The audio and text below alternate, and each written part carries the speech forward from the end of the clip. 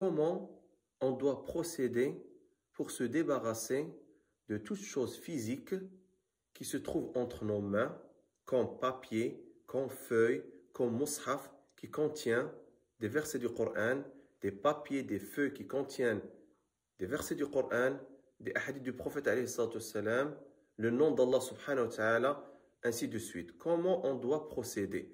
Est-ce qu'on a le droit, islamiquement parlant, de jeter ces choses-là dans la poubelle, comme si on va jeter n'importe quoi dans la poubelle? La réponse, évidemment, est interdit. C'est haram. C'est interdit de le faire, car cela va laisser des traces. Il faut éliminer, faire disparaître les traces de ces écritures. Donc, c'est interdit.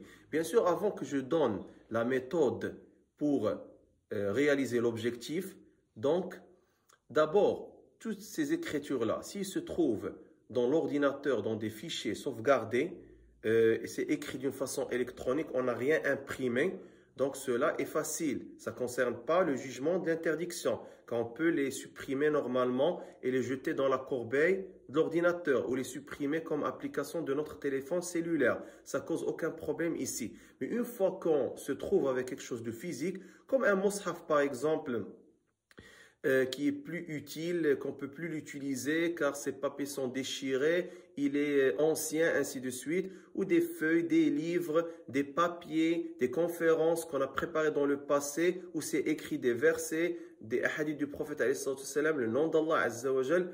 Donc, comment on peut procéder? Il y a deux façons.